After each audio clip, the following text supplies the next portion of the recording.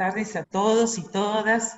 Gracias por acompañarnos en estas jornadas de Patrimonio en Comunidad, organizadas por el Instituto de Teoría e Historia del Arte Julio de Pairó, en las que ya hemos presentado 12 de 22 casos que estaban previstos proyectar y trabajar aquí, que abordan cuestiones relacionadas con el patrimonio y la comunidad en todo el país.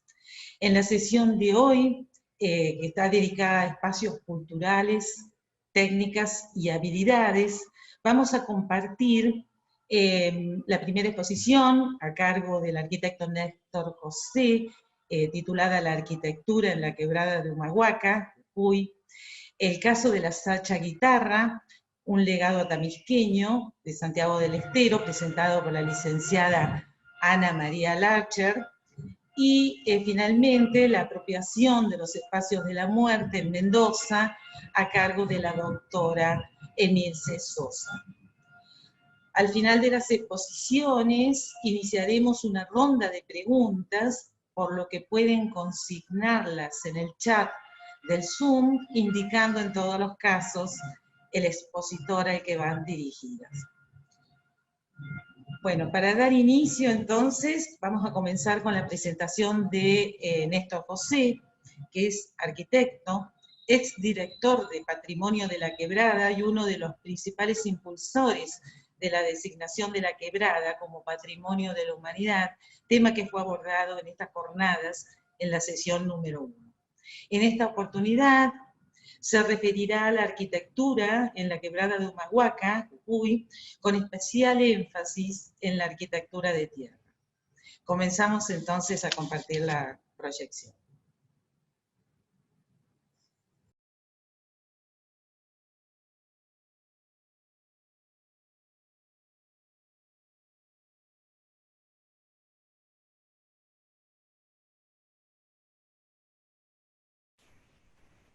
Bueno, soy el arquitecto Néstor José y en esta ocasión quiero contarles mi experiencia y las conclusiones que he realizado en la quebrada de Humahuaca, una investigación sobre la arquitectura predominante. Indudablemente, a simple vista y en mirada abarcadora, se llega a concluir que es la arquitectura de tierra, sobre todo el adobe, y ver qué pasó en el tiempo, desde la época que los habitantes eran nómades hasta la actualidad. Y bueno, quiero contarles esta experiencia que creo que es importante. Básicamente, la investigación que he realizado es sobre la arquitectura de tierra en la quebrada de Humahuaca, qué cambios hubieron y cuáles son las características que han permanecido hasta nuestros días.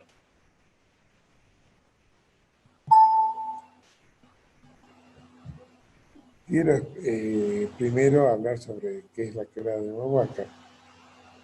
Y se lo define como un extenso valle montañoso de perfil asimétrico de 155 kilómetros de longitud, que corre en dirección norte-sur, está ubicado en el extremo noroeste de la República Argentina. Constituye un sistema patrimonial de características excepcionales. A lo largo de 10.000 años, este valle andino ha sido el escenario de gran parte de los desarrollos culturales de la región y de los países vecinos de la América del Sur, en un recorrido ininterrumpido que abarca desde la instalación de los primeros pueblos cazadores hace unos 10 milenios hasta la actualidad. En tal sentido, la quebrada de Humahuaca ha funcionado como permanente vía de interacción longitudinal y transversal, vinculando territorios y culturas distantes y diferentes, desde el Atlántico al Pacífico y desde los Andes a las llanuras meridionales.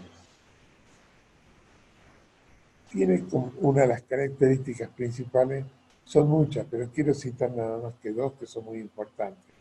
Uno son los cerros, que encajonan el valle donde transcurre el Río Grande, que son esos cerros de colores multicolores, de variados colores, y sobre todo las formas que tienen realmente son espectaculares. Y otra característica es la existencia de cardones. Es un cardón que es un vegetal que predomina sobre todo en el paisaje de la quebrada. ¿Cuál es la importancia que tiene la quebrada? Conserva casi intacto su característico entorno natural, además de centenares de sitios arqueológicos y arquitectónicos que testimonian su prolongada y rica historia, y una población que mantiene sus costumbres tradicionales en un itinerario cultural excepcional. ¿Cuáles son las características físicas? En la quebrada, como en gran parte del mundo, todos los asentamientos urbanos como rurales responden a la adaptación, o mejor dicho, de la domesticación que se hace del paisaje. Es menester conocer los fenómenos naturales y culturales que fueron esculpiendo el paisaje de la quebrada, sobre todo la geología y el clima. El hombre también hizo su aporte. Una de las características es que el hombre originario ha sabido adaptarse perfectamente al paisaje, a la topografía del terreno. Este es el caso del Pucará de Tilcara, donde el hombre ha realizado toda una urbanización, pero adaptándose al terreno. Y es importante hablar cómo el quebradeño ha ido ocupando este territorio. La quebrada de Humahuaca es un sitio que por los estudios realizados se tiene registro que sus ocupaciones humanas vienen de más de 10.000 años. Estos dan una idea cabal cómo fueron evolucionando las sociedades humanas y sus asentamientos a través del tiempo, de acuerdo a los factores físicos y su medio ambiente natural, sin dejar de lado las influencias culturales, económicas y sociales, sean externas como internas. Y bueno, ha ido ocupando tanto en las partes bajas como en las altas, donde ha podido desarrollar su vida de la mejor manera posible. Una de las características de las principales es la agricultura, que es la actividad más importante para el hombre quebradeño, porque de ella depende su subsistencia y su habitabilidad.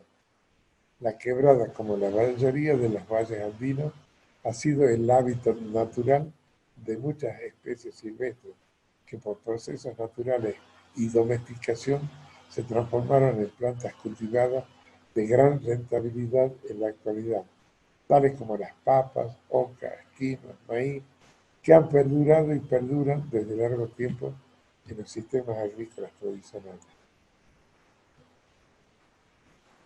Vemos todavía que se utilizan técnicas de cultivo bastante antiguas y la ocupación del terreno es importante, la agricultura en todos sus territorios. Las poblaciones también tienen un rol preponderante. Los pueblos de la quebrada, de gran valor patrimonial, son un ejemplo de la maleabilidad de los pueblos de India para acomodarse a la concepción urbanística de los españoles.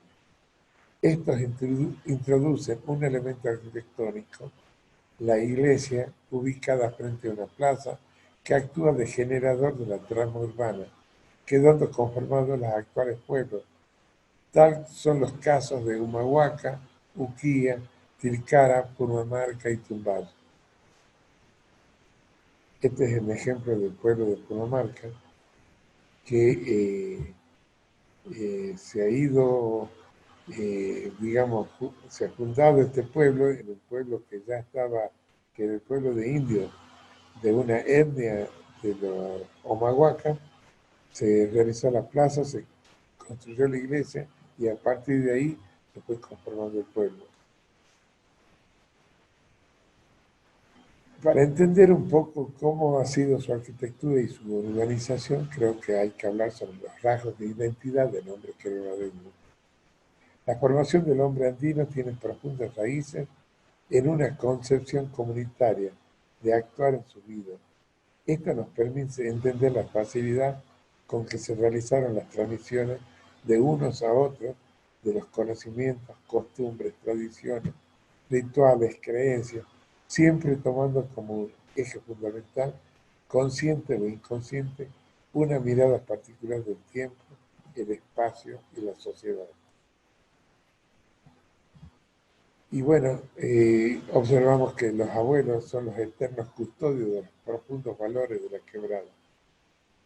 Personas adultas que son las que sostienen la cultura y los niños que son el futuro. Y con todo este bagaje, se ha presentado la quebrada de Humahuaca para que sea incluida en la lista del Patrimonio Mundial. Y en la 27 Asamblea del Centro de Patrimonio Mundial se la declaró paisaje cultural evolutivo el 2 de julio del 2003 en París, Francia. Acá vemos el certificado donde se habla de la inclusión de la quebrada en la lista del Patrimonio Mundial. Es un territorio bastante amplio que ocupa prácticamente la 10ª parte de la superficie de la provincia de Jujuy y es una zona que tiene una área de alta protección, que es la parte más oscura, y una zona de amortiguamiento que está circundada por las dos cadenas montañosas que encierran el valle del Río Grande. Y bueno, creo que vale la pena hablar un poco de lo que es la quebrada de Humahuaca como paisaje cultural. El IPSE, Instituto de Patrimonio Cultural de España, perteneciente al Ministerio de Cultura y Deporte, afirma que el paisaje cultural es el resultado de la interacción en el tiempo de las personas y el medio ambiente, cuya expresión es un territorio percibido y valorado por sus cualidades culturales, producto de un proceso y soporte de la identidad de una comunidad. En la quebrada de Humahuaca, tanto en el medio urbano como en el rural, puede inferirse cómo el hombre ha interactuado con el entorno circundante. Son claros y evidentes los testimonios que se encuentran desde los aleros, donde se cobijara el hombre nómade, hasta las últimas manifestaciones arquitectónicas que se construyen para contener el turismo. ¿Y qué es la arquitectura de tierra? La arquitectura de tierra son todas aquellas manifestaciones tecnológicas, arquitectónicas y urbanísticas que emplean a la tierra cruda como el único o el principal material constructivo. Y existen diferentes tipos de construcciones de tierra. Y en la quebrada hemos tenido varios, aunque algunos ya están desapareciendo.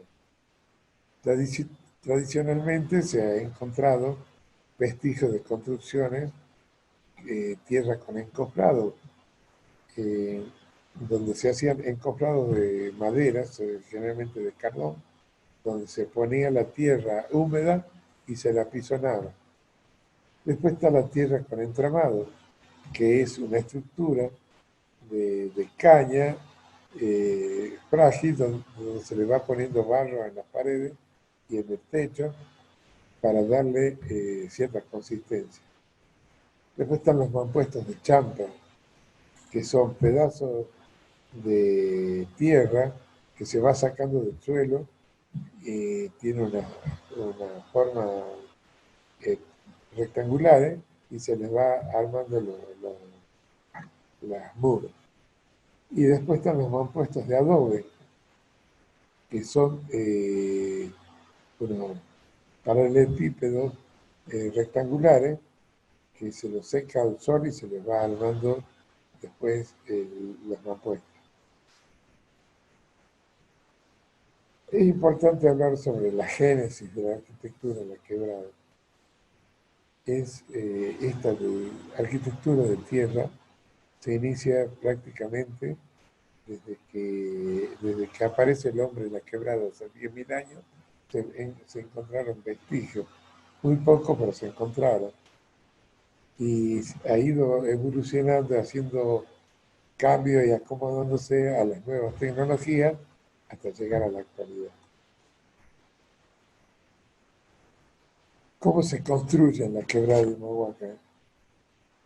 Se han realizado estudios para determinar cómo se usan los materiales, qué tecnologías se utilizan y sobre todo qué patrones espaciales se llevan a cabo, tanto en el medio urbano como rural. Podemos asegurar que esta arquitectura vernácula carece de pretensiones teóricas, completamente empíricas. Los elementos condicionantes son la topografía del lugar y el clima. El emplazamiento es primordial. Se busca siempre el respeto a las otras personas y a sus casas, al entorno, al ambiente total, ya sea natural o al creado por el hombre, y siempre dentro del orden que la tradición ha establecido, ya que ésta tiene fuerza de ley y es respetada por todos.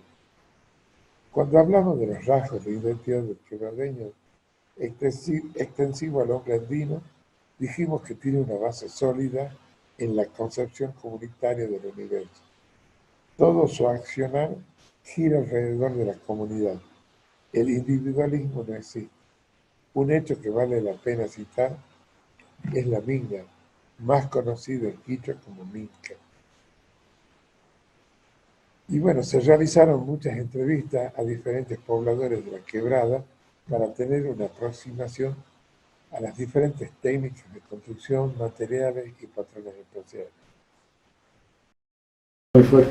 ¿Y las paredes cómo las hace? Oh, las paredes, si le digo la catedral, yo me quedo boquiabierto. No, ¿usted cómo las hace acá? De más ancho, 1,80, 1,80 ¿cómo? Pero usted, ¿cómo hace acá? No, aquí... ¿Cómo elige el adobe usted? Que sea un buen adobe. Bueno, el adobe depende, la tierra también y otro que le pongan paja también le ayuda bastante. ¿Por qué dicen que la tierra de Huella es buena? Bueno, una... ¿Es greda? Sí, es verdad eso. ¿Sabe por qué? ¿Porque arcilla? Sí, tiene más resistencia en la cual que la arena de acá de Tícaro, la tierra que tenemos acá, alrededor del río Grande, sí, o al costado, no es resistente porque viene la lluvia y lo lava, lo deja paja nomás. En cambio, la tierra de acá llueve 15 días, 20 días, pasa la humedad más o menos, será 2 centímetros, no pasa más. No pasa más. Esa es la resistencia que tiene. ¿Por la greda? Sí, por la greda. ¿Y de dónde la sacan la greda? Bien, bueno, la greda viene acá del río, de este río Huella, y lo traen, digamos, viene crece la creciente y va a arrastrar todo ese lame. Y es fuerte. El lame. Sí. Claro. ¿Y eso está en el río, en la orilla? Sí, más que nada acá nosotros lo manejamos para el terreno. Mayormente en el terreno, ¿no? Sí, ahí se acumula la tierra arcillosa.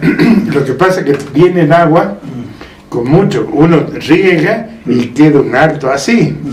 Y eso es lo que se usa, ¿no es cierto? Exactamente, sí. Y después le agregan paja. Sí, paja. ¿Y qué paja le agregan? Y la paja, pues, de la cebada, nosotros lo triamos.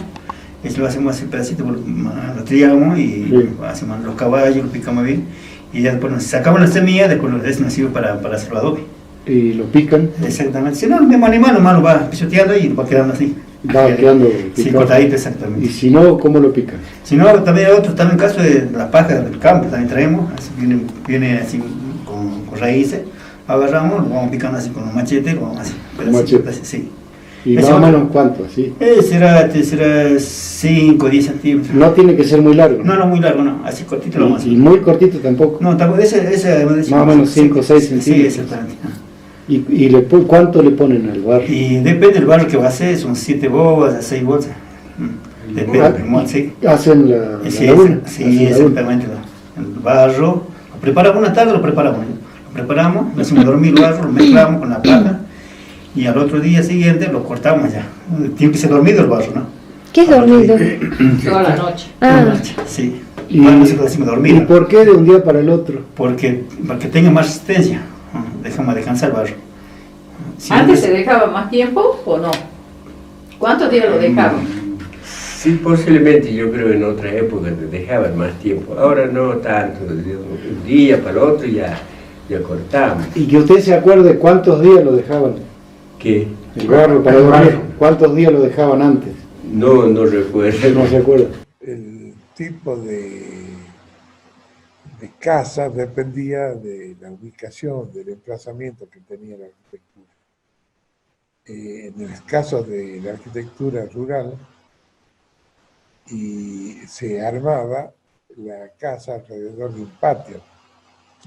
Y digamos, el patio era el lugar de reunión, de trabajo, donde se compartían las comidas, los juegos, el esparcimiento y las habitaciones a la vuelta.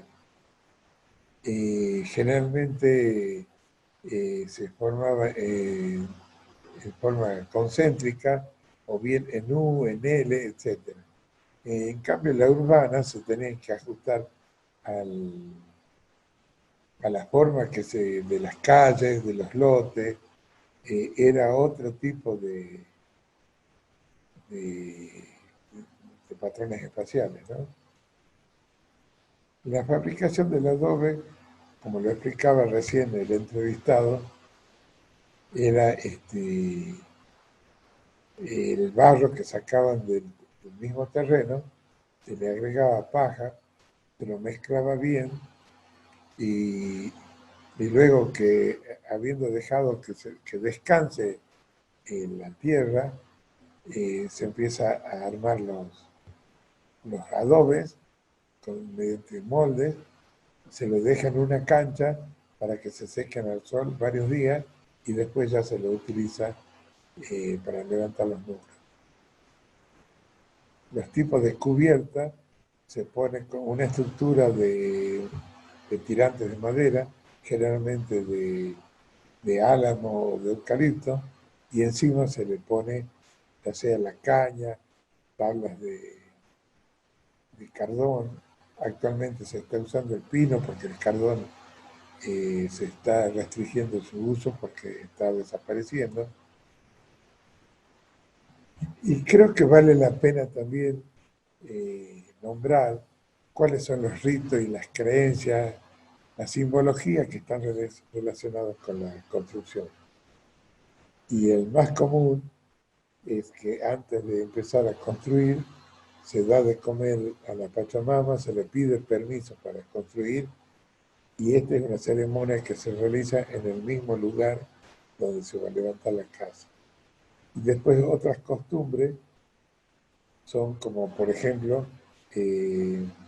poner una cornamenta en la entrada de la casa, que tiene un significado como para alejar todo lo que sea negativo para la casa, o también cruces enfloradas como para pedir la protección divina, ¿no? Y bueno, tendríamos que hablar, esta es una tradición que se ha ido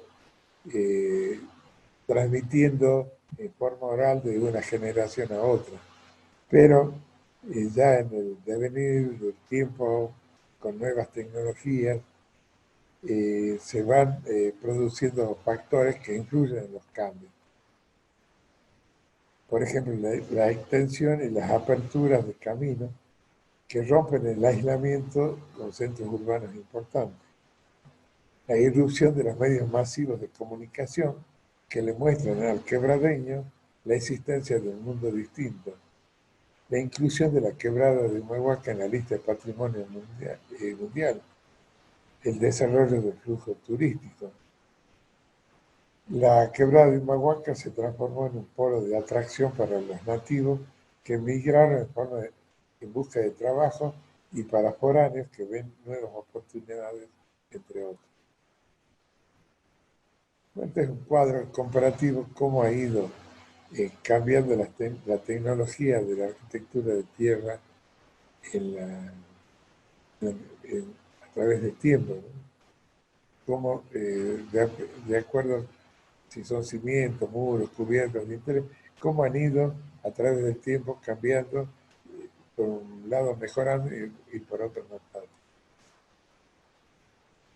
Y bueno, cuando el Centro del Patrimonio Mundial, la UNESCO, inscribió la quebrada de Mahuaca como Patrimonio de la Humanidad, lo hizo en la categoría de paisaje cultural evolutivo. Esto conlleva que esté implícito el cambio. No se puede congelar a la quebrada de Mahuaca. El gran desafío es encontrar el equilibrio entre lo tradicional y lo nuevo. Y hubieron en estos cambios cosas positivas y cosas negativas, que yo creo que habría que citarlas porque cambia la mirada de acuerdo a los conocimientos que se tienen de esto, ¿no? Por ejemplo, si es que hace los cambios para vivir en mejores condiciones de confort, de higiene, esta construcción le brinda mayor seguridad, mejor abrigo e higiene. Sin lugar a dudas, estos cambios son positivos.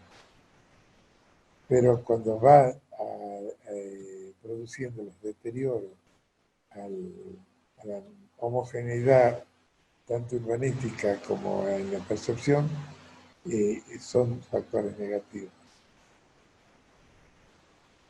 Y bueno, existen recomendaciones que se realizaron para ver cómo evitar que estos cambios sean perjudiciales, ¿no? Como ser, por ejemplo, producir leyes que eviten que estos cambios sean negativos y fortalecer los rasgos de identidad. Yo creo que ayudar al desarrollo de la conciencia del valor que tiene este patrimonio. Y bueno, las ventajas de la arquitectura de tierra son muchas, son importantes, y yo creo que esto se tiene que conocer para valorizarlo. Y quiero terminar con un fragmento que en 1980 pronunció un discurso de la señora Indira Gandhi refiriéndose a este tipo de construcciones. Hay mucha lógica en lo que la gente ha venido ingeniando durante el curso de los años, de acuerdo con su clima, su medio ambiente y su modo de vida. No se puede conservar todo, porque nuestra forma de vivir ha cambiado, pero gran parte de ello se puede adaptar y hacer más eficiente. Yo creo que este pensamiento, esta expresión que ha tenido la señora Indira Gandhi, creo que es un resumen de lo que realmente se tiene que prevalecer, ¿no?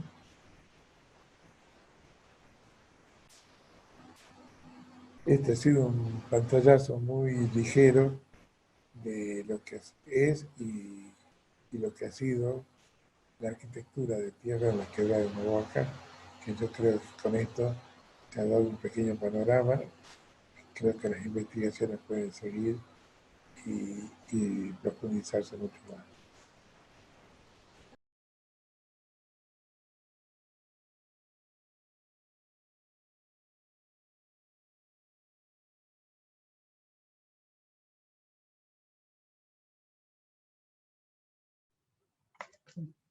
Bueno, muchas gracias. Entonces, seguramente habrá preguntas.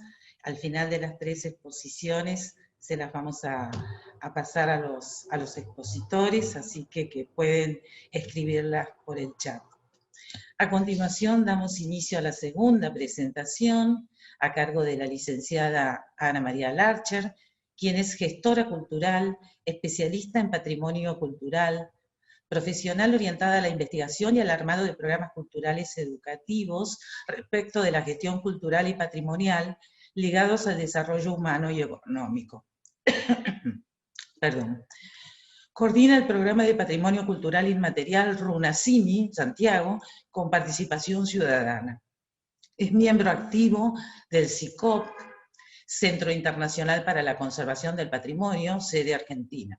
Su presentación se titula La Sacha Guitarra, un legado atamisqueño, Santiago del Estero. Comenzamos a verla entonces.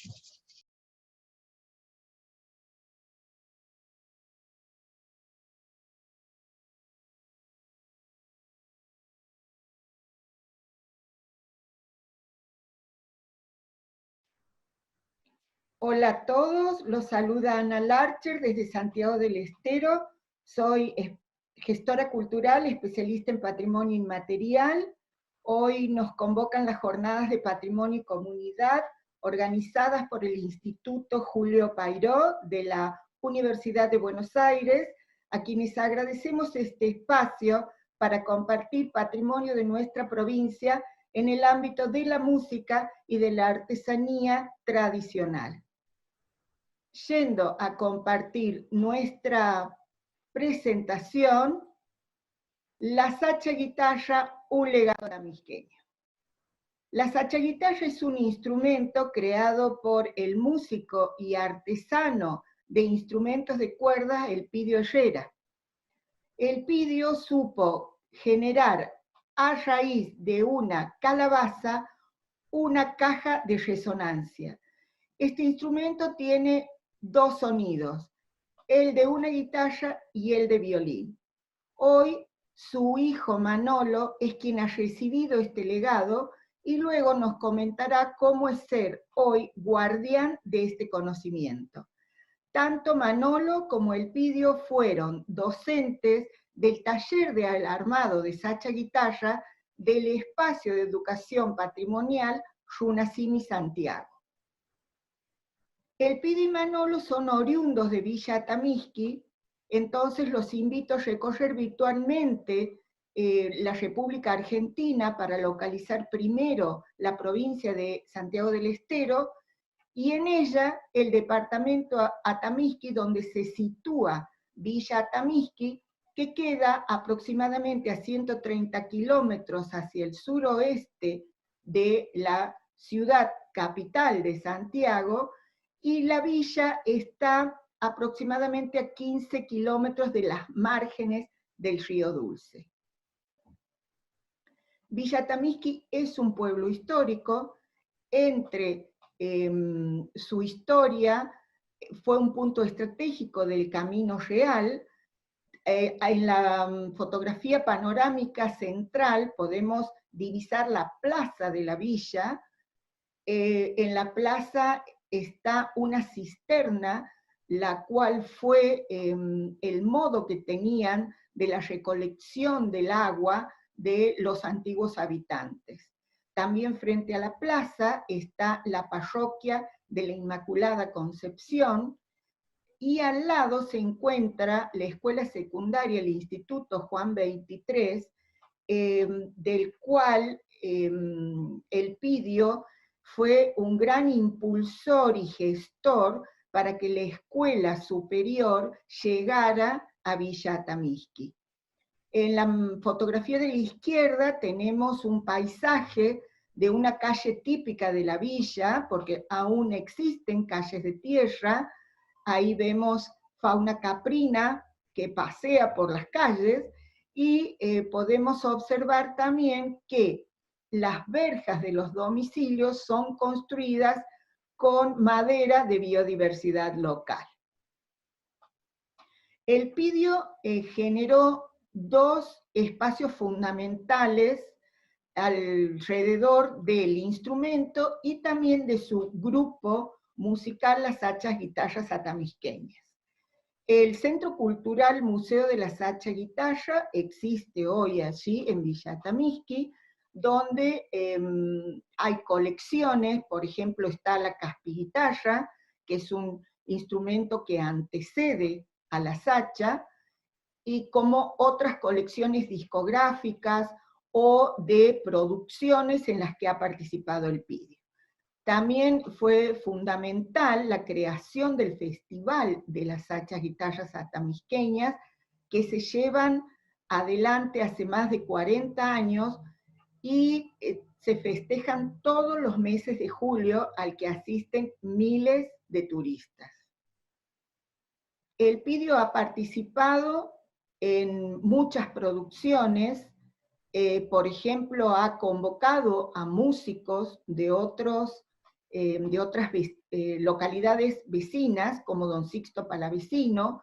Ellos compartían también la lengua materna, ambos fueron quichua hablantes, y en las otras fotos vemos cuando la producción de Ushuaia La Quiaca, que fue de los músicos León Gieco y Gustavo Santolaya, el hogar del Pidio fue un epicentro para la grabación de la parte del folclore de la provincia de Santiago del Estero.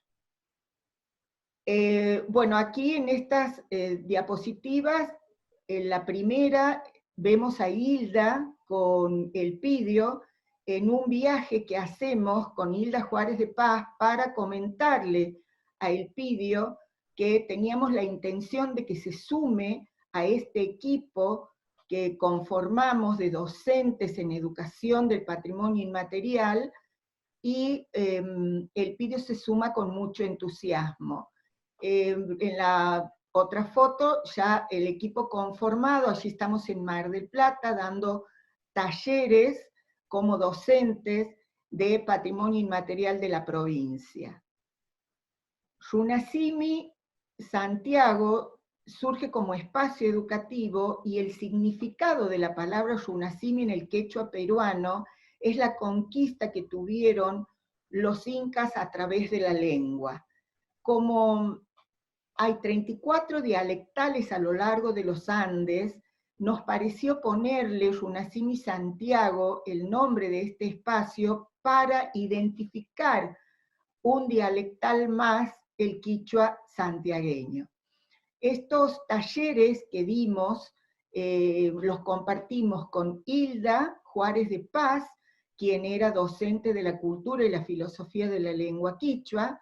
El armado de la sacha guitarra estuvo a cargo de El Pidio y Manolo Herrera, y la danza estuvo a cargo de los maestros Coqui Pajarín Saavedra, en la que vimos las iniciaciones rítmicas de una danza muy particular para nosotros que se llama el Huayramuyo. En esta última diapositiva compartimos cuando fuimos invitados a ser parte de las terceras jornadas internacionales de patrimonio intangible en Mar del Plata, en donde fuimos invitados para dar inicio en quichua santiagueño a estas jornadas. Y El Pidio fue invitado a recitar la canción Solo le pido a Dios en quichua, de la que él es autor de la traducción, y que en mi caso me tocó transcribirla en forma escrita, y en las otras diapositivas pueden observar los talleres que dimos allí en esas jornadas. Ahora los invito a compartir con Hilda y Coqui Pajarín Saavedra esta presentación. El proyecto Runasimi me invita para hacer estas breves consideraciones sobre la figura del Pidio Herrera, realizador de las sacha y guitarras atamequeñas. Lo que puedo aportar yo como docente, como integrante del proyecto Runasimi, es lo siguiente. Se trata de una expresión musical muy auténtica, muy genuina, que es lo que cuando uno escucha las sacha guitarras siente, que es una música montaraz, que es una música sachera, como se dice en quichua, sacha, monte, sachera, del monte, montaraz. Y el Pidio Herrera se constituye en ese realizador en ese realizador de pueblo que es capaz de hacer vibrar en otras latitudes del universo con su música y su realización. Y también se constituye un patrimonio muy importante porque viene de familia de orfebres, es hijo de carpinteros, tiene hermanos que trabajan la plata, el oro, pero también tiene un hijo que es el continuador de estos trabajos, de estas manifestaciones populares. Y además un nieto que ya ejecuta e interpreta las guitarras realizadas por su abuelo. Y Atamisqui lo tiene como un representante auténtico, reflejo fiel de lo que es la villa de Atamisqui. Es su música, su creatividad, es la que nos deja prendidos a este instrumento. Hola, ¿cómo están todas y todos? Un saludo, un gran abrazo para quienes reciban este saludo desde aquí, desde Buenos Aires. Muy bien, para todos, nuestro recuerdo de Runasimi, un proyecto de la cultura inmaterial como patrimonio para todos y todas, para toda la comunidad. Entrelazado todo esto, la música y la danza, la lengua, exactamente, quichua, y ese pasaje por allá, por los pagos de Atamisqui, de la familia Herrera, el Pidio, Manolo, exactamente, y todos los demás. El Pidio como gran creador de ese tremendo instrumento, ¿no? Justamente de patrimonio para todo Santiago y para toda la Argentina y para la música de la sacha guitarra santiagueña. Y Manolo, que queda en este momento como un transmisor, un eslabón más de esta cadena cultural y que recibe eso y lo va transmitiendo a las nuevas generaciones, así como nosotros, gracias a nuestro padre, Carlos Orlando Saavedra, en la danza hemos podido realizar también ese legado. Claro, estos lenguajes universales, ¿no?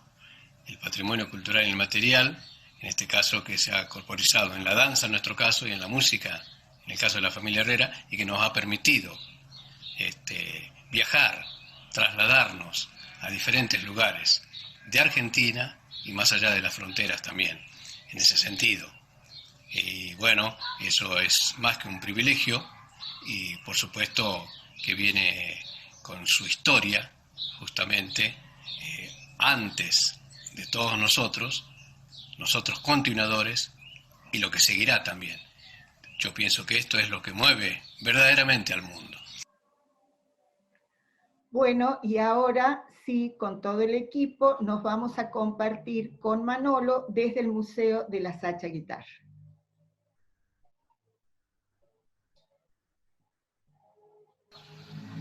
Hola, mi nombre es Manolo Herrera, el hijo del Pidio, el creador de la Sacha Guitarra. Estamos en Villa Atamisqui, Santiago del Estero, en este Museo de la Sacha Guitarra, que ha sido creado en julio del año 2017. Encierra toda la historia del instrumento. Aquí podemos ver la Caspi Guitarra, que es la primera intención de don Elpidio, una tabla con cuerdas con nombre de Caspi Guitarra. En quichua, Caspi, palo o madera, Caspi Guitarra, guitarra de palo o de madera. Conociéndolo a don Sisto Palavecino, la bautiza Sacha Guitarra en homenaje a la gente sufrida del campo, a los hacheros, cosecheros. Sacha Guitarra, guitarra del monte. Sacha en quichua es monte. Y así va evolucionando la Sacha Guitarra. Aquí tenemos ya con su caja de resonancia, que es un porongo. Esta es la primera Sacha Guitarra con caja de resonancia, que es esta chiquita, que nace con 4 cuerdas.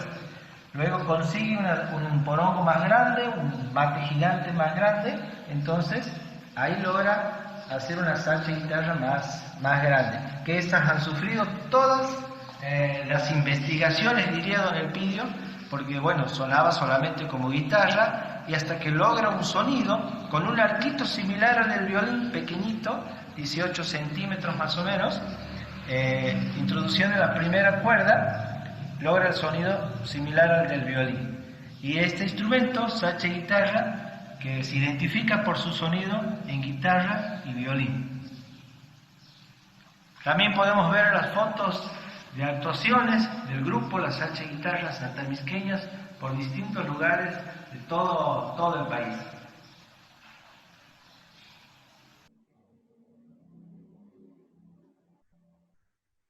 Los viajes a Alemania en tres oportunidades, en el año 92, 2000 y 2002, donde han mostrado todo el folclore santiagueño en lugares, en ese desafío, decía don Elpidio, en lugares donde no se conocía Argentina, había que llevar un mapa para mostrar dónde queda Argentina, Santiago del Estero y por supuesto Villa Tamisqui.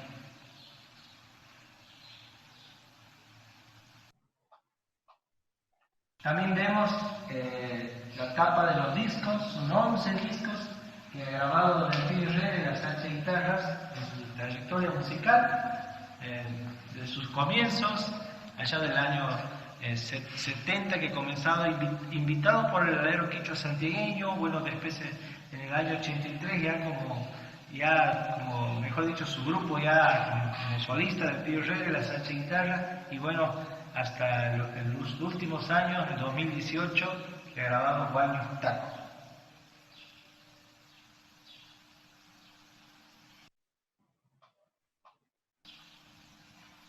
Sus premios, sus reconocimientos y toda su trayectoria musical, todo está en el Museo de la Sacha, que bueno, ojalá puedan tener la oportunidad de visitarlo, a este museo donde encierra toda la historia de este instrumento y su biografía de su creador, don Elpidio Herrera.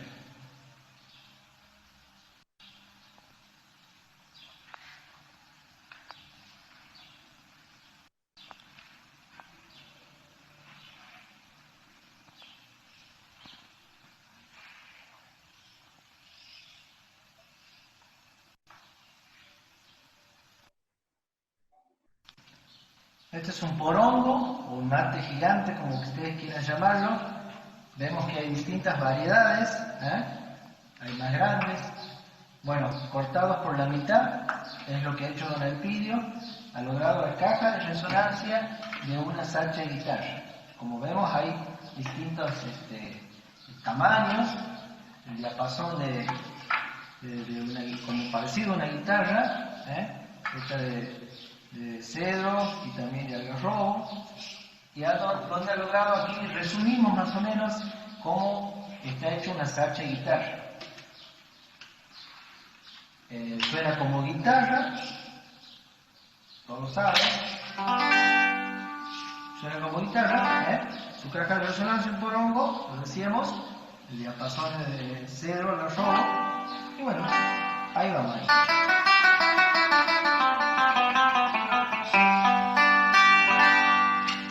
Sería el sonido, haciendo el sonido de guitarra, y este sonido que lo hace muy diferente, distinto a otros instrumentos, sería este.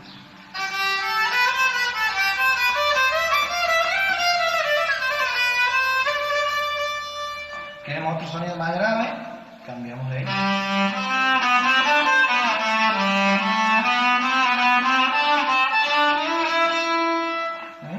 es una sacha guitarra. Esos sonidos muy particulares, bueno, donde pueden hacer ruiditos, visitas. Don Elpidio decía que es un instrumento que hay que tocarlo con mucha imaginación. Bueno, depende de la imaginación de su ejecutante. Y la sacha guitarra ha ido creciendo también, evolucionando. Miren lo que es esto. Hablábamos de los tamaños. Esta sacha es impresionante. El tamaño que tiene esa calabaza o ese porongo que ustedes como quieran llamarlo, ese mate gigante, tiene un sonido muy natural.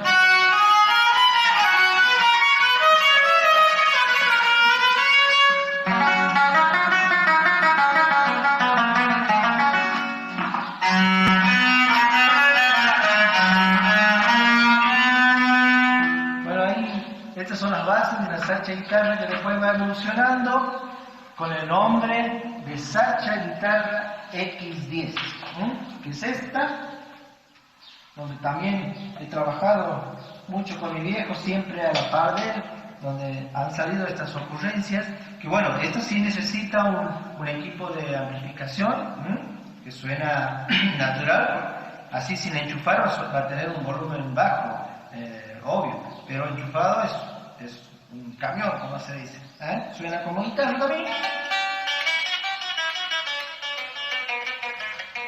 Lo que hace diferente a la sacha guitarra, la original, es los arquitos, miren. Un arquito, este es una sacha que tiene la cerda cola de caballo de un solo lado y este tiene de los dos lados. Bueno, para hacer qué sonido sería esto. Que ese sonido lo tenemos en la sacha, este también, pero aquí me estoy cambiando, hablando en criollo, de agujerito, como aquí tengo los dos ahí, y logramos este sonido.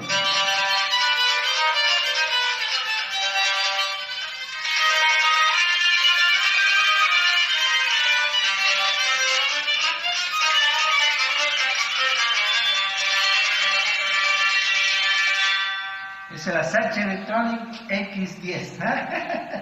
Después de esta, bueno, ya nace una de 3 diapasones y ahora vamos a mostrar. Esta está hace poquito, tiene 2 cuerdas nada más. Es un parecido al de la X, solamente para tocar, con 2 cuerdas. También necesitamos el equipo de amplificación. Pero bueno, de a poquito vamos mostrando las Sacha guitarras, sus evoluciones. Esta es la M65, la M de Manolo, la E del Elpidio, y 65 porque cumplía don Elpidio 65 años. Tiene 3 diapasones. Esta es la primera como una guitarra eléctrica. Este sonido es el sonido ya parecido de una sacha. También necesitamos el equipo de amplificación.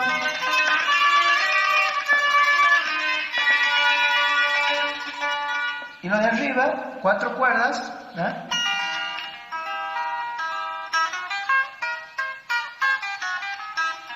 Ha nacido con esa afinación que los viejos de aquel tiempo, unos años atrás, le decían el temple del diablo, la afinación del diablo.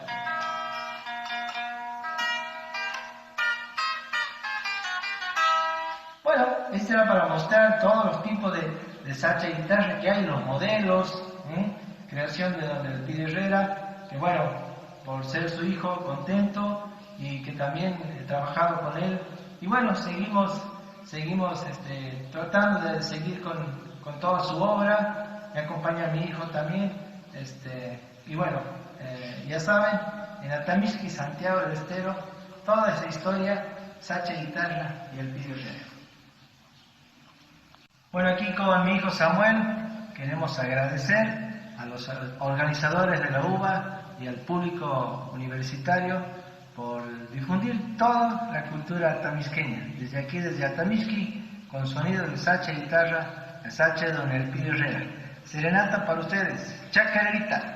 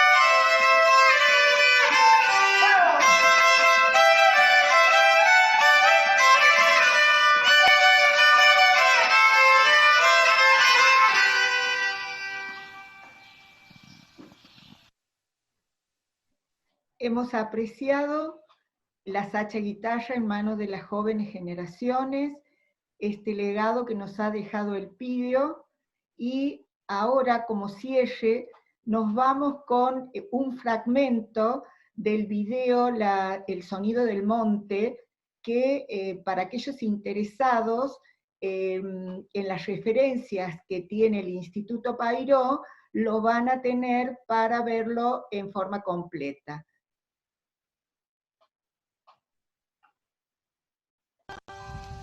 Y esta es la patrona,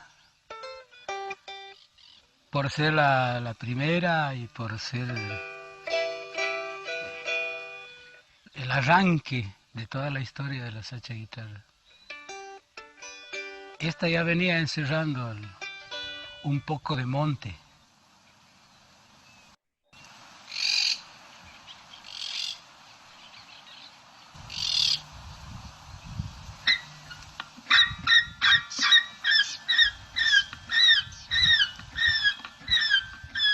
En el monte hay de todo, muchas clases de pajaritos, los que silban, los que cantan, de ahí le queda uno, o de ahí agarra y saca.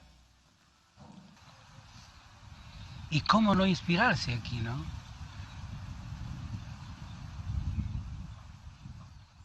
¿Cómo no sacar una melodía de tantas notas flotando en el aire? Si solamente hace falta unirlas un poco y armonizarlas y hasta una canción. Y en este momento, por ejemplo, ¿a quién no se le ocurriría hacer una melodía simple así, como manifestando el verde, ¿no?, que nos está rodeando?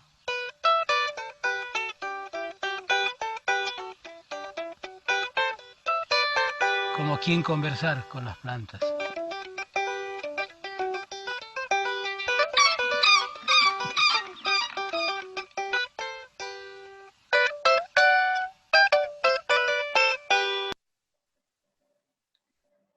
Bueno, llegamos así al final de nuestra presentación.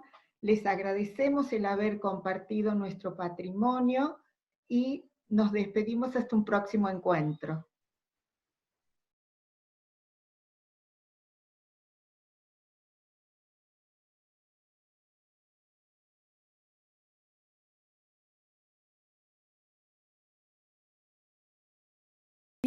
Bueno, muchas gracias.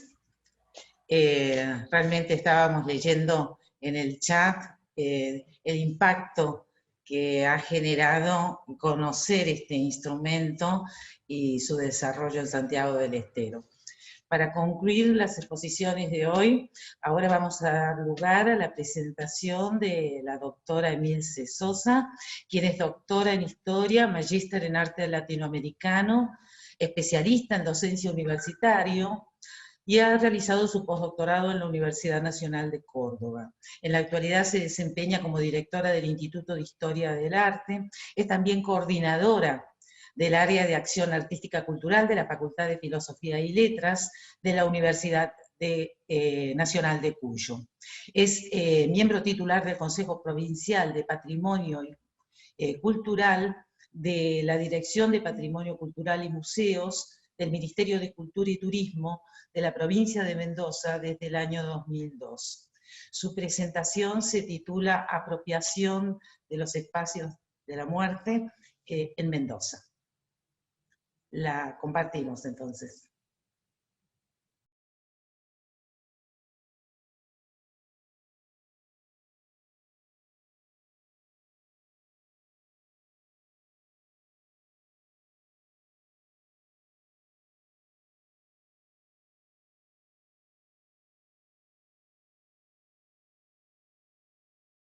Muy buenas tardes.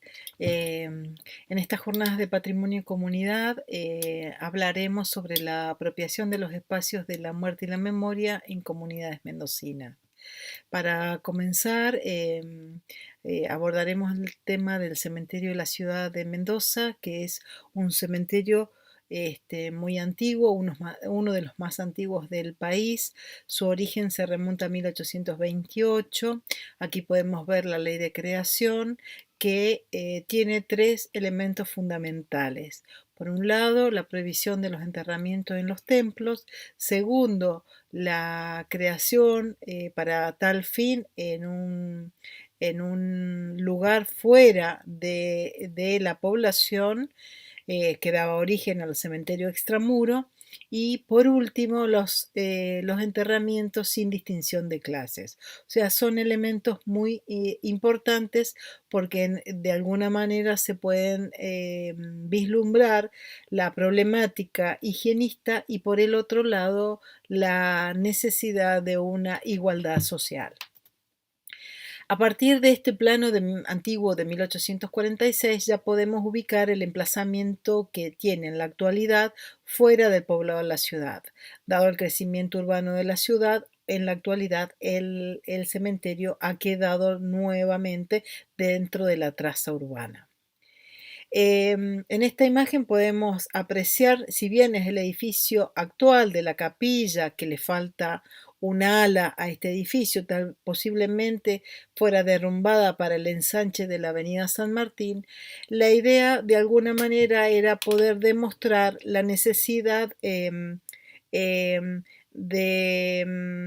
visualizar el espacio sagrado, el espacio de los enterramientos, como un cementerio de Camposanto.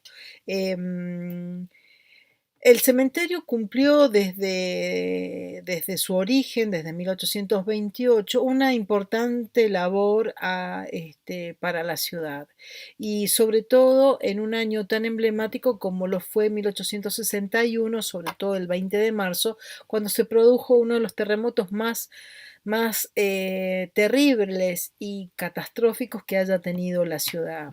Más de 20 años le llevó a la ciudad poder afrontar la crisis que produjo el terremoto. Hay algunos autores que hablan de un nivel de mortalidad tan alto que algunos llegan a mencionar que murió en el terremoto el 50% de la población. Es decir, que la función sanitaria e higienista que ejerció este espacio fue sumamente importante. En esta fotografía aérea se puede ver simplemente un sector del cementerio que en la planimetría que se encuentra debajo se ve la totalidad en rayado, la totalidad del espacio actual. Sin embargo, sobre la zona rayada podemos observar, aquí con el cursor, se puede ver esta zona punteada que corresponde al área que está en la fotografía aérea, que es el área que hoy se encuentra declarada como Patrimonio Histórico Provincial a partir de la ley del 23 de diciembre del 2004. Esta ley surge debido a que años anteriores se habían originado por parte de las autoridades del cementerio la necesidad de ponerle solución a unos mausoleos que se encontraban en un gran riesgo de derrumbe. Entonces, por parte y el abandono que socialmente se había provocado debido a que durante el siglo XX, si bien había tenido un fuerte desarrollo el cementerio en cuanto a su función, ya hacia fines del siglo XX, más precisamente alrededor de 1980, cuando llegan a Mendoza los cementerios parque, el cementerio público queda un poco, si bien sigue funcionando, deja de ser un lugar prioritario para la sociedad mendocina. Y sobre todo el sector antiguo queda como un sector más abandonado. Es así que, dadas las malas condiciones de algunos mausoleos, la administración había solicitado su derrumbe. Es así que, bueno, entre el municipio y un par de investigadores que trabajábamos justamente sobre esta problemática de la arquitectura y las esculturas funerarias, tratamos de lograr, en primera instancia, sobre todo el municipio, logró una ordenanza de puesta en valor del sector antiguo. De esta manera se frenaron las demoliciones y comenzó a partir de ese momento todo un proceso de recuperación patrimonial de todo el sector. Es así que a partir de estas medidas, la valoración comenzó a partir de 3 ejes fundamentales. Por un lado, las características históricas, personajes, están los hacedores de la historia de la provincia a través de funcionarios, gobernadores y demás. La parte artística que consideraba no solo los aspectos escultóricos, sino la arquitectura como una unidad formal y conceptual. Y por el otro lado, lo cultural como una valoración, sobre todo inmaterial, porque hay tumbas como por ejemplo la de Gauchito Gil que se siguen haciendo todavía ofrendas de cigarrillos y de vino. A partir de todas estas características de valoración, se comienza a trabajar en la municipalidad a través de una recuperación patrimonial, a través de un rescate. Y esto se confeccionó, fue el punto inicial a través de diríamos, un circuito o varios circuitos patrimonialistas que tenían que ver con distintos elementos o históricos o artísticos de interés para los visitantes. Entre los elementos fundamentales de recuperación uno de ellos fue la capilla del cementerio, que a su vez esta contiene varias joyas de la ciudad de Mendoza, que se remontan al siglo XIX y que es para hablar en otra ocasión. Entonces podemos establecer que las características artísticas, sobre todo del cementerio, van a estar nucleadas en esculturas que van a poseer características neoclásicas, de estilo netamente académico. Los mausoleos son también, es un gran lugar historicista, porque encontramos en él diferentes estilos, neogótico y art déco. Hay distintos estilos que justamente hacen un gran panorama de la arquitectura y el desarrollo de la arquitectura en la ciudad. Estas esculturas son en general, estos monumentos escultóricos son alegóricos, poseen dolientes, ofrendas de flores, palmas. Las flores cada una tiene un significado diferente. Encontramos llamas votivas, también se han encontrado muchos elementos de origen masónico. Por lo tanto, es un lugar que sin duda tiene gran características artísticas y sobre todo simbólicas. Aquí estamos frente al mausoleo del Panteón Militar. El soldado que encontramos en la base estaba ubicado en la parte superior del techo como un centinela, pero debido al peso del vaciado en bronce hubo que bajarlo porque estaba dañando la estructura del edificio. Dentro de las repercusiones que tiene el cementerio, también más allá de estas joyas, tanto arquitectónicas como escultóricas, como tiene esta la tumba de Godoy, que es aproximadamente de 1905, podemos también ver algunos detalles que ha sufrido de vandalismo. Faltan las placas conmemorativas del frente, la cruz de la puerta ha sido rota, faltan algunas elementos como guirnaldas de decoración que seguramente por ser de bronce han sido saqueadas y por eso ha sido la tumba vandalizada. Los elementos escultóricos, como decíamos hace un momento, son de gran factura, aquí se pueden apreciar parte de los que son los bordados de las túnicas talar, la representación de las manos, este ángel custodio que prácticamente es de escala natural. Son elementos que son únicos, que no son reproducidos, son tallas directas y por lo tanto tienen gran valor e importancia. En este mausoleo, que es de la familia Arisu, es de 1928, posee características ya deco, tiene en 3 de sus muros esculturas en relieve incrustadas en sus muros. Tiene una capacidad para 104 cuerpos, posee ascensor, es inmensa y sumamente moderna, por decirlo así. Aquí podemos ver uno de los mausoleos más importantes, que es el de la familia Baquero. La familia Baquero, Rito Baquero más particularmente, mandó a construir a fines del siglo XIX y hasta más o menos 1910 que llegaron las piezas y se armó la estructura porque llegó en barco en Mendoza. La obra está realizada totalmente en piedra, tiene un arco en herradura en su ingreso, es de estilo neogótico, tiene características mudéjar nazarí, obviamente todo el intrincado de su ornamentación es netamente con reminiscencias moriscas.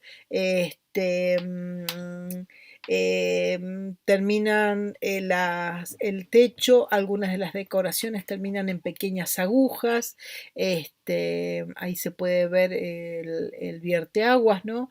Realmente es maravillosa la obra. Las visitas fueron un elemento emblemático al caer la tarde, que son las llamadas visitas nocturnas, y esto, como decíamos, fue un cambio de paradigma para el cementerio. Primero porque se dio espacio a una recuperación social del cementerio, porque la sociedad comenzó a ver a este espacio con otra mirada. Ya la gente estaba ávida de historias, de la historia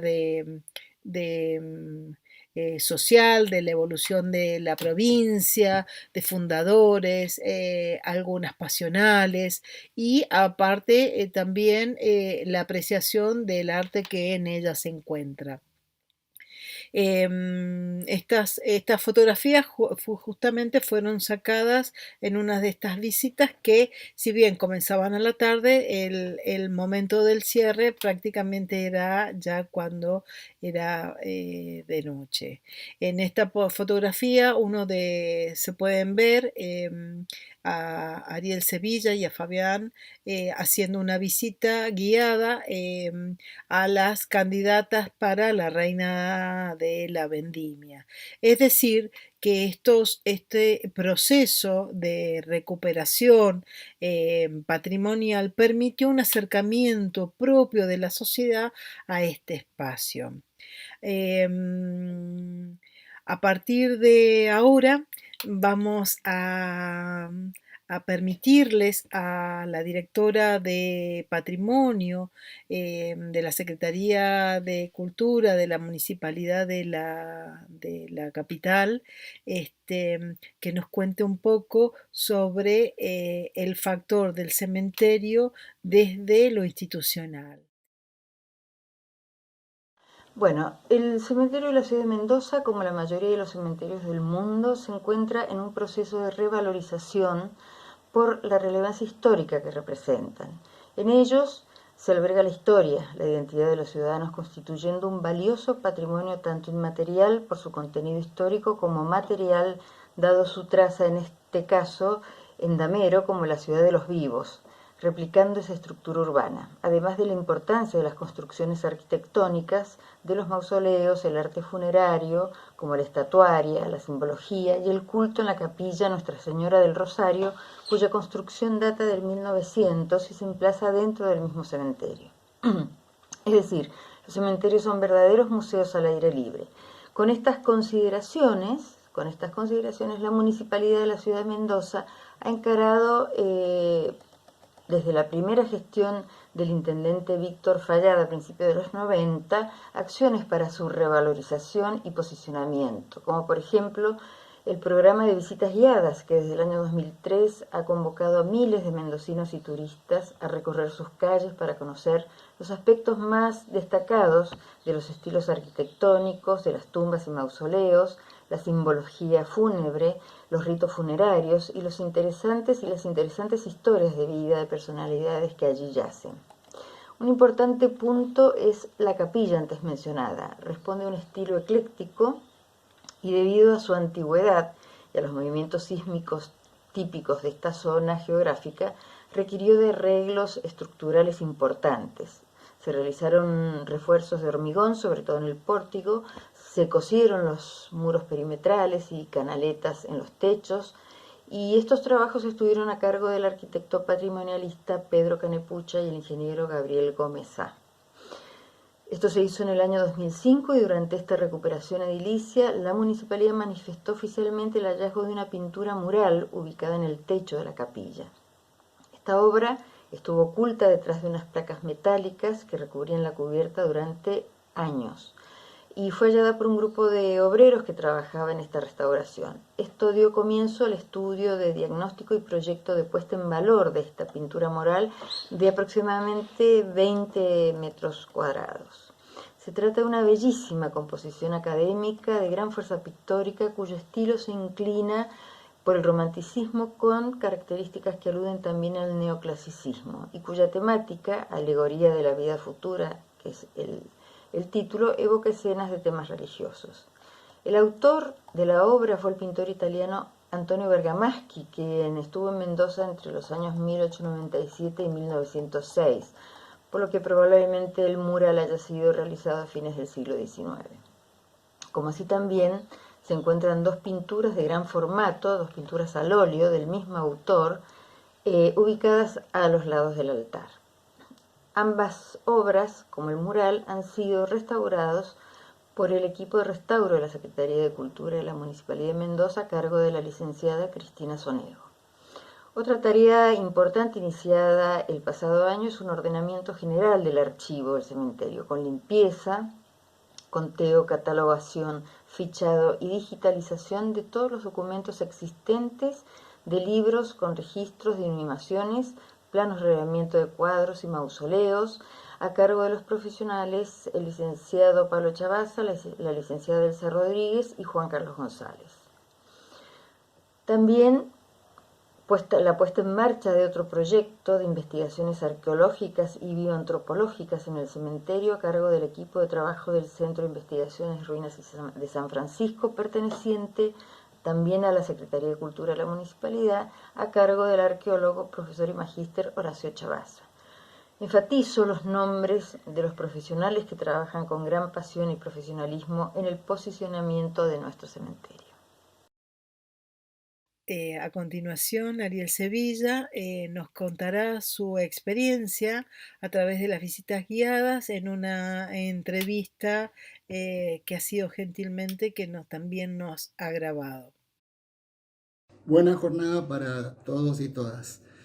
Me presento, mi nombre es Ariel Sevilla y soy profesor de historia, historiador y periodista. Y antes de que nada quiero agradecer a la doctora Emilce Sosa por invitarme a participar de esta propuesta.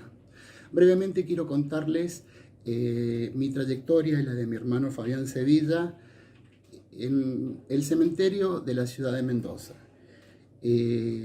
Nosotros, por una cuestión de inquietud personal propia del historiador y del periodista, recorriendo el cementerio detectamos que había un sector con algunas características muy particulares, como la arquitectura, la simbología y los nombres que aparecían en las lápidas. Así llegamos a la conclusión de que existía un sector más viejo, más antiguo dentro de todo el establecimiento. Y mediante la poquitísima documentación que existe, logramos detectar que había una cantidad de 8 cuadros, 10 cuadros quizás, donde aparecían algunas regularidades como nombres de gobernadores, nombres de bodegueros señeros en la historia de Mendoza, y también sectores con nombres italianos, franceses, alemanes, ingleses. Y así nos propusimos hacer un trabajo más metódico y empezamos a barrer literalmente cuadro por cuadro y anotar lo que iba apareciendo. Fue un trabajo muy arduo, de muchos meses, y luego lo que hicimos fue sistematizar esa información y a partir de, como digo, de estas regularidades fuimos aislando esa información y si bien la municipalidad de la ciudad de Mendoza sabía que nosotros estábamos haciendo ese trabajo, porque debo decirlo, ese trabajo de alguna manera ya estaba, el camino para poder transitar ese sector estaba allanado por la doctora Emilce Sosa, que había empezado a hacer investigaciones desde otra perspectiva varios años antes. La municipalidad de la ciudad de Mendoza se le ocurrió que con esa información, que todavía era muy poquita, podíamos quizás crear un circuito de visitas guiadas por el cementerio, algo que al principio nos pareció, realmente nos dio muchísimo miedo, porque Mendoza tiene el mito de ser muy conservadora, y decíamos, ¿cómo lo van a tomar los mendocinos? Bueno, justo en ese momento, estamos hablando de principios del siglo XXI, en otros lugares del mundo se venían haciendo visitas guiadas por el cementerio, como bueno, ya sucedía desde hacía décadas en la Recoleta, pero nunca nada parecido en Mendoza. Así que bueno, con lo poquitito que teníamos, empezamos a crear circuitos temáticos. Habíamos descubierto que existía una gran cantidad de gobernadores de la mitad del siglo XIX en adelante, como les dije, de grandes bodegueros, conocidos nacional e internacionalmente, de inmigrantes de distintas procedencias. Y bueno, la propuesta fue muy bien tomada por los mendocinos, fundamentalmente porque tuvimos el apoyo de los medios de comunicación, que obviamente les pareció una gran noticia que en Mendoza, en la conservadora Mendoza, se ofreciera oficialmente un recorrido con esta naturaleza. Así fue que nosotros pensábamos en un principio que esta propuesta podía llegar a ser de interés para los turistas, y con el paso del tiempo nos fuimos dando cuenta que lo que menos venían a las visitas guiadas, que se hacían todos los sábados, una vez al mes, en realidad llamaban la atención de los mendocinos. Entonces nos enfocamos en eso, en hacer que el cementerio fuera un museo al aire libre, un gran libro abierto para que los mendocinos conocieran a través de monumentos funerarios la historia de Mendoza. Y así fue que a medida que nosotros íbamos investigando y a medida que la gente nos iba preguntando por sus mismas inquietudes, fuimos creando nuevos circuitos turísticos, nuevos circuitos temáticos. Les recuerdo, teníamos el circuito de los gobernadores, el circuito de los bodegueros, que en algún momento terminábamos incluso por la misma propuesta de los visitantes brindando a la salud de los grandes bodegueros de Mendoza. Surgió el circuito de simbología fúnebre, obviamente eso nos obligó a estudiar sobre la simbología fúnebre, el arte fúnebre, y así distintas propuestas hasta llegar a tener más o menos unas 10 visitas temáticas que las íbamos ofreciendo todos los sábados. Llegamos a tener por recorrido por sábado hasta 50 personas de todas las edades. Y algo particular fue que pasado un par de años, las visitas guiadas, pese a tener el apoyo de los medios de comunicación y de parte de la comunidad, empezó a perder público e interés. Entonces dijimos, bueno, ¿qué podríamos hacer para poder para rescatar este interés que se había despertado en la comunidad? Y así fue como se nos ocurrió hacer visitas guiadas nocturnas. También con muchísimo temor, con muchísimo prejuicio, porque decíamos, en Mendoza hacer una cosa así realmente puede llegar a perturbar a la gente. Todo lo contrario. Fue tuvo muchísima aceptación por parte de la gente, porque se hizo con muchísimo respeto, incluso pidiendo permiso a algunos descendientes de varios de los difuntos que estaban en el cementerio antiguo de la ciudad de Mendoza. Y así fue como en fechas particulares, como el Día de los Muertos o el Día de la Virgen, el 8 de diciembre, hicimos visitas nocturnas donde el cementerio colapsó directamente. Fueron en la primera visita guiada 500 personas, lo que nos obligó a tener que hacer 2 visitas guiadas en una misma noche. Y bueno, eso revivió paradójicamente el interés de los mendocinos por parte de conocer este cementerio. Como conclusión, lo que puedo decir es que a partir de este trabajo que se hizo en conjunto, otros investigadores se interesaron por este sector que había estado abandonado durante décadas. Por eso también el estado de conservación de muchos de los monumentos fúnebres. Se restauró la capilla del cementerio que durante la gran parte del siglo XX había estado cerrado y se la ocupaba como depósito, un edificio que ya había cumplido más de 100 años. Se empezaron a hacer algunos trabajos arqueológicos, se puso en valor el aspecto del cementerio, se lo iluminó, se le colocaron jardines, y esto de la iluminación era muy importante porque era un sitio que, habiendo estado tanto tiempo al margen, se había convertido en un lugar propicio para ya sea los vándalos o delincuentes que aprovechaban la riqueza que poseían estos monumentos, y fue despojado de mármoles, de bronces, de estatuas. Así que el que la gente haya recuperado este sitio patrimonial como espacio público para conocerlo, para disfrutarlo, incluso ayudó a que este sector del cementerio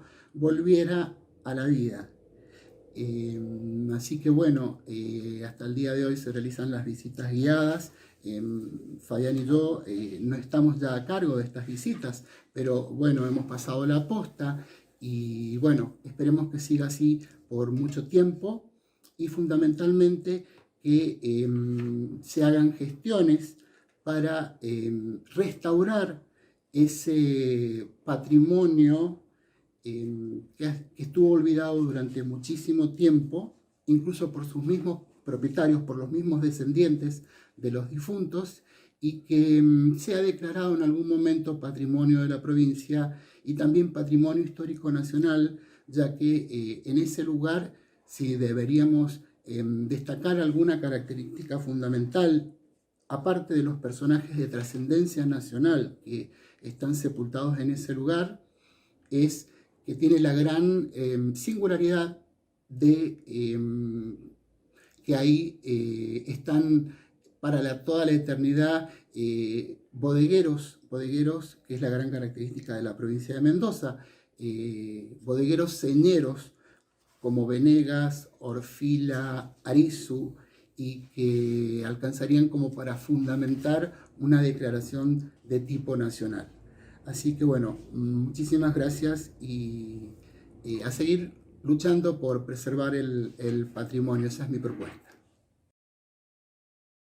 Lucha de la pérdida de la historicidad y de la memoria de los elementos que permiten contar una historia a través de diferentes objetos.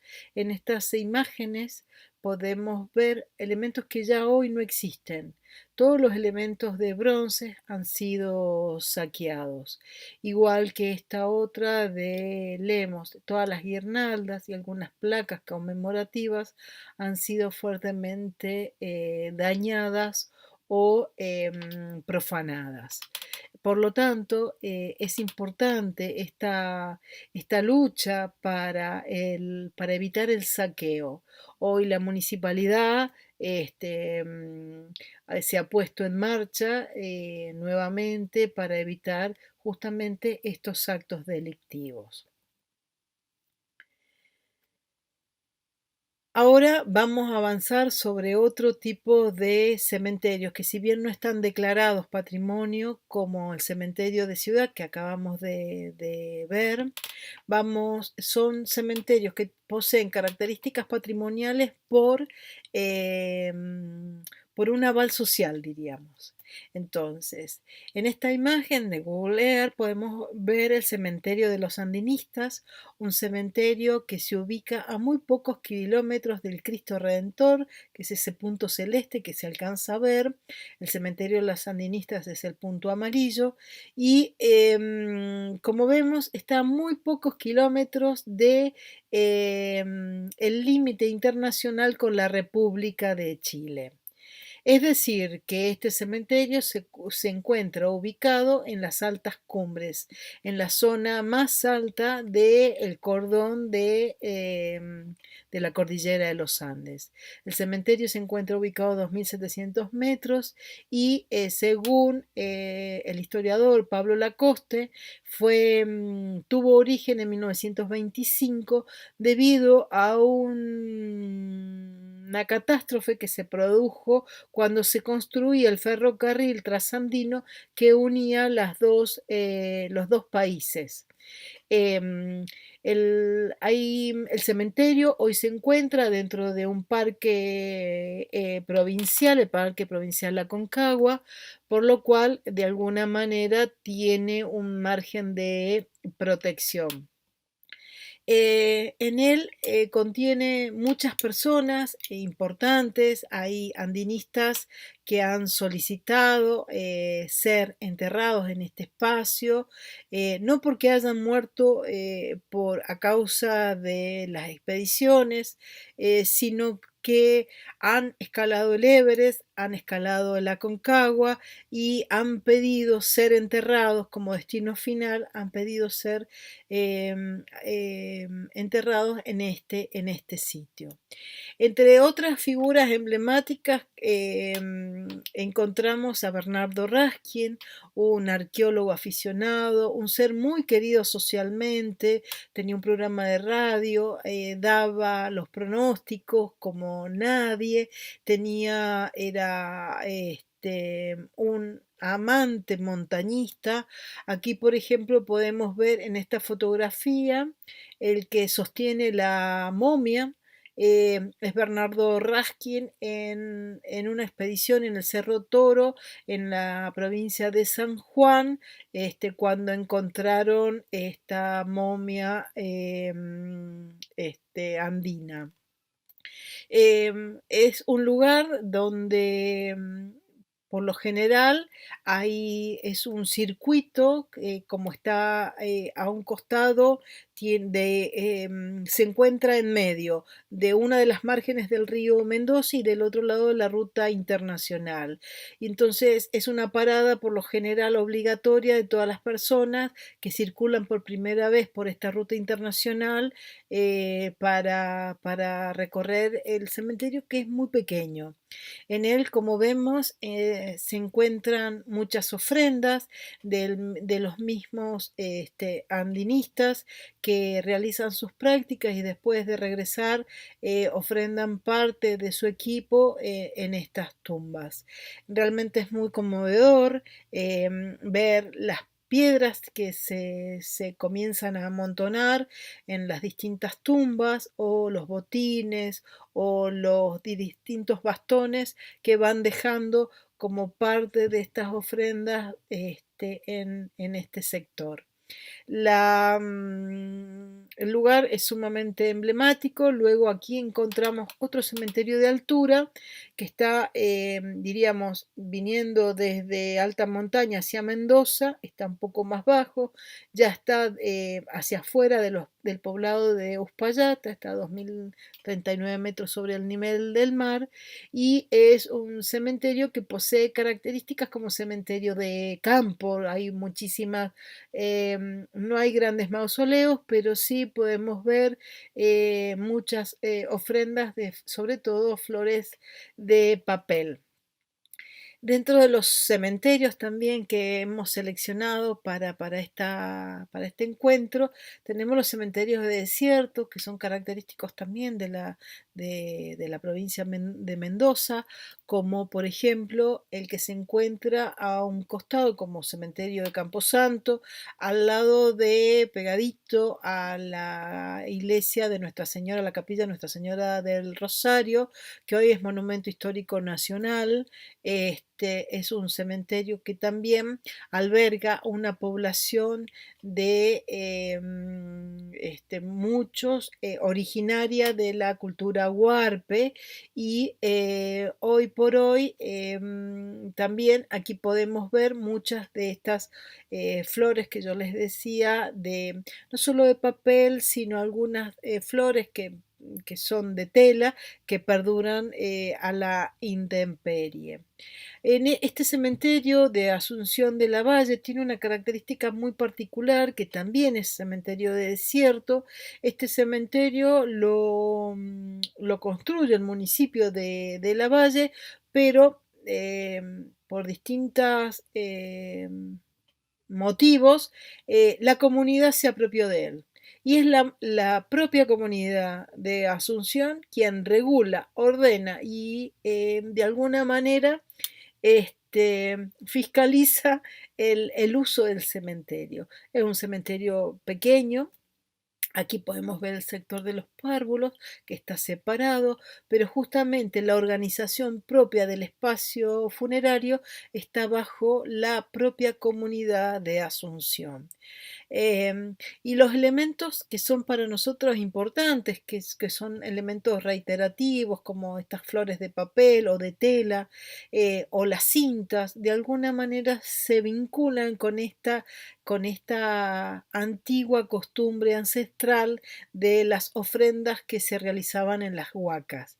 Es justamente importante por eso destacarlo. Les agradezco mucho su compañía y bueno, hasta otro momento.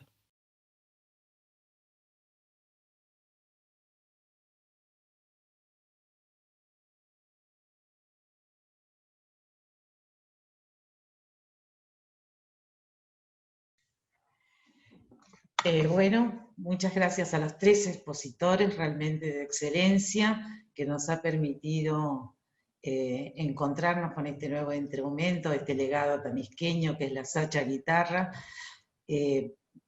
recordar o volver a advertir las particularidades de la arquitectura de tierra en la quebrada de Humahuaca, y estos últimos espacios para muchos de nosotros desconocidos. Ahora vamos a empezar con la ronda de preguntas. Hay muchísimas preguntas. Vamos a seleccionar solo algunas, puesto que no tenemos tanto tiempo para ellas. Pero vamos a empezar con las preguntas para el arquitecto Néstor José. Ariel Blustag pregunta de qué periodo se estima que son los restos más antiguos de arquitectura de tierra que se encontraron hasta el momento en la quebrada. Y también cómo se lleva la arquitectura de tierra con el clima de la zona, sobre todo en cuanto a la humedad ambiente y a las precipitaciones. Bueno, muy bien. Cuando se trató de hacer un poco la historia de la arquitectura de la quebrada, se empezó a buscar rastros y ha sido muy antigua. Se ha encontrado restos de arquitectura, digamos, muy primitiva y muy elemental, cuando el hombre de la quebrada era nómade, y se han encontrado lugares como cuevas, aleros, donde había habitado, aunque sea en forma temporaria. Se han encontrado restos de piedras amontonadas, tratando de armar de alguna forma una protección. Y así sucesivamente, o sea que esto datan de hace aproximadamente entre 10.000 años de antigüedad en la quebrada. Hay otros lugares en los Andes que es mucho más antiguo. En cuanto a cómo se lleva con el clima, bueno, yo creo que el clima tiene mucho que ver en la formación de esta arquitectura. Justamente es favorable, digamos, el clima para el desarrollo de la arquitectura de tierra, sobre todo del adobe. Llueve poco, aunque en la actualidad los cambios climáticos están haciendo que las cosas cambien, pero hasta ahora no afectan en gran parte. Lo que sí, esta arquitectura de tierra se desarrolla justamente como respuesta a un clima benigno para esto. El gran enemigo de la arquitectura de tierra es el agua. Así que al no haber en mucha cantidad o mucha lluvia, anda perfectamente y se protege solo.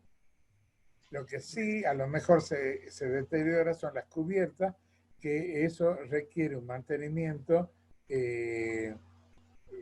más seguido, que oscila entre 5 a 10 años según cómo se han utilizado los materiales y cómo se ha construido. Muy bien, gracias. Elsa Pagliano nos comenta que estuvo hace un par de años en la quebrada y le llamó la atención que muchas casas tienen paneles solares y pregunta si se amalgamó este adelanto tecnológico con la arquitectura tradicional o se colocan en casas que ya cuentan con otra materialidad constructiva. Es cierto, sí. Es cierto, a ver, aquí hay una especie de tensión que se va armando entre lo tecnológico, las modernidades de la tecnología y la tradicional. Lo que habría que ver y lo que a lo mejor faltaría hacer es justamente un estudio que equilibre esa tensión entre lo moderno y lo tradicional. Yo creo que hay que pensar que a la gente no se le puede, digamos, prohibir que no use los paneles solares porque es una forma de acomodar un poco su economía, de ayudarse con algo que esté en la modernidad, que sea algo más higiénico. Bueno, tiene un montón de consideraciones.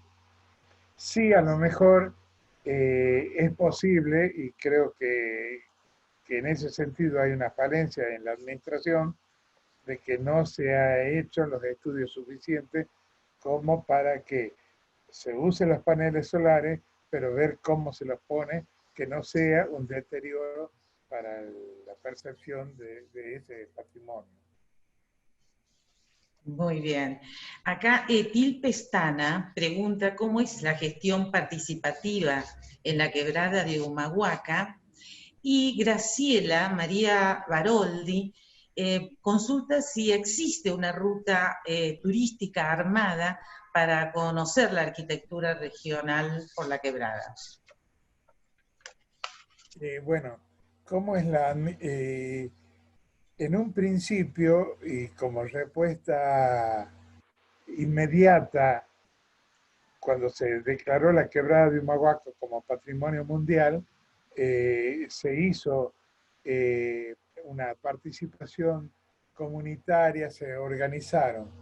Creo que esto con el tiempo se fue un poco perdiendo o debilitando, pero creo que es una cuestión de no solamente que escuchar a las comunidades, sino también bajar políticas y planes de concientización, de sensibilización de lo que es el patrimonio, qué significa cuidarlo y cuál es la importancia que tiene. Perdón, ¿cuál era la otra pregunta? Sí, existe una ruta turística armada para conocer la arquitectura regional por la quebrada. No que sepa. Creería que no, que sería una buena idea de ponerla en marcha, ¿no? Creo que es una muy buena sugerencia y voy a tratar de trasladarla a los responsables de esto. Muy bien. Bueno, hay muchos comentarios acerca de la exposición de Claudia, Marta Soria, Jorge Luchetti, acerca de la exposición, que la consideran una excelente presentación y todos halagos para la quebrada por el paisaje y su gente, sus tradiciones, y coinciden en que es un valioso patrimonio para preservar. Muchas gracias, arquitecto. Entonces, gracias por esas consideraciones. Y creo que la quebrada de Humahuaca se lo merece. Se cortó. No sé si se cortó. Bueno. No, está. Ahí está. Bueno. Bueno, vamos a continuar con las preguntas para la licenciada María Larcher. Ariel Blustan también pregunta, ¿qué tiempo promedio lleva elaborar una sacha guitarra? ¿Las calabazas de ese tamaño crecen en la zona? Alejandra, sí. La sacha guitarra lleva aproximadamente un mes en cuanto a su construcción, porque tiene varios pasos, desde, bueno, habrán visto la explicación que daba Manolo, desde la propia calabaza. Hay que comenzar por lijar, hay que realizar esa cavidad para que se convierta en esa cavidad sonora, y también el tema de la diapasón. Entonces es un procedimiento que tiene mínimo 20 días, pero nosotros calculamos un mes. Muy bien. Y las calabazas, perdón. Sí, perdón, no, por favor. Las calabazas de ese tamaño tan grande que mostraba Manolo son particularmente de la zona de Santiago hacia el sur, hacia la parte de Córdoba, que es por la Ruta 9, justamente camino hacia Villa Tamisqui. Y las calabacitas más chicas sí las conseguimos en Santiago, en todo el área de Santiago capital. Muy bien. Mirna Guerrero Villalona pregunta, le gustaría saber de qué material hacen las cuerdas. Las cuerdas de la sacha guitarra son de guitarra eléctrica, o sea, cuerdas electrónicas. Lo que sí voy a agregar ahí, porque puede, quizás en el video, cuando Manolo en el museo muestra la caspi guitarra que antecede e inspira la sacha, esas cuerdas son de cerdo, porque nuestros abuelos, ese instrumento se tenían que ingeniar con la naturaleza del lugar para tocar un instrumento que fue la tabla que mostraron y las cuerdas de cerdo que daba un sonido agudo. Bien. Y Jorge Luchetti pregunta si tienes alguna información sobre la repercusión que tuvo en Alemania la muestra de la Sacha. Sí, a ver, Alemania, en términos de la Sacha guitarra, es porque el padre Chutkin llega a Villa Atamiski y con él generan el Instituto de Escuela Secundaria Juan 23, que aún está, y mediante el padre, las Sacha guitarras viajan a Alemania, y el impacto que deja en el vídeo, en su producción discográfica, son las polcas atamisqueñas, que los invito a conocer y a disfrutar de esa música, porque además son polcas en quichua, que están presentes en la discografía del vídeo. Bueno, hay muchísimos mensajes realmente maravillados con la Sacha guitarra. Quisiera leer uno de Marta Soria. Qué interesante conocer la evolución de la Sacha guitarra santiagueña, sus luthieres, Elpidio, Herrera e hijo, los talleres Runacini, el Museo de la Sacha, sus intérpretes, la cultura inmaterial, su música y su danza. Y qué bello sonido de los pájaros. Te acompañan Mari Gardela también y valoran el compromiso permanente para el rescate y puesta en valor del patrimonio santiagueño y especialmente atamisqueño, que tanto tiene que ver con nuestra familia. Bueno, todo el resto de los comentarios son muy halagadores con la exposición, lo que se mostró y el sonido particularmente de este instrumento, y hay algunos mensajes que preguntan acerca de la posibilidad de conectarse con Manolo, y muchas felicitaciones a los Herrera. Así que en cualquier caso pueden escribir al mail del instituto y vemos si los podemos conectar. Carlos Fortunato además dice que es importante que siga evolucionando a través de las generaciones y respetando lo tradicional. Y un último comentario de Mirna Guerrero Villalona también: a muchos kilómetros de distancia la cora africana también tiene una calabaza como caja de resonancia, pero que el sonido es muy diferente. Bueno, disculpen si no podemos leer todos los mensajes, pero bueno, seleccionamos como los que aunan las principales preocupaciones. Sí. Alejandra, yo agradecer a todos sus mensajes y decirles que en las redes pueden ubicar en Facebook a Manolo Herrera o bien Sachas Guitarras Atamisqueñas. Y en mi caso, Runacini Santiago. Gracias a todos. Perfecto, muchas gracias. Bueno, ahora vamos a las preguntas para la doctora Emilce Sosa. Ariel también pregunta, ¿cuáles son los sepulcros más visitados del cementerio, ya sea por su valor histórico, artístico o inmaterial? Bueno, buenas tardes. Primero agradecer la invitación a participar de las jornadas. Y bueno, son un poquito lo que decía Ariel Sevilla en el video. Los sepulcros más importantes son los de exgobernadores, de gobernadores y sobre todo los de bodegueros, porque de alguna manera marcaron la historia económica y cultural de la provincia de Mendoza. Uno de ellos son dos de los que vimos, el de Arizu, ese Ardeco Negro, y la otra que era el de Rito Vaquero, que fue también uno de los fundadores de la bodega Corihuela. Así que son realmente mausoleos sumamente importantes. Muy bien. Otra pregunta más de Claudia. ¿Cuáles son las preguntas y las preocupaciones más destacadas de los visitantes del cementerio de Mendoza? Bien, las preguntas por lo general siempre giran alrededor de la historia, de la historia, sobre todo de las formas de vida y de muerte del siglo XIX.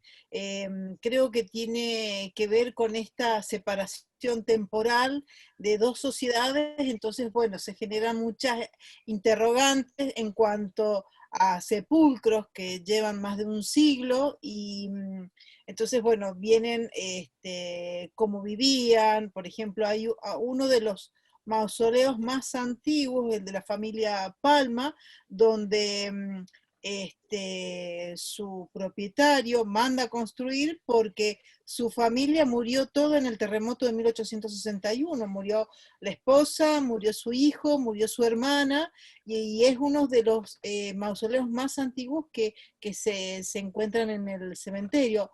El factor del terremoto en Mendoza es un elemento sumamente importante porque le llevó más de 20 años a la provincia de Mendoza recuperarse, ya que hay algunos autores que dicen que murió más del 50% de la población. Para una sociedad eso es un factor terrible. Entonces, ese hecho que conmocionó la ciudad, hay un montón de elementos, de lápidas, poemas, recordatorios de ese momento. Entonces creo que son uno de los factores que también llaman mucho la atención. Bien.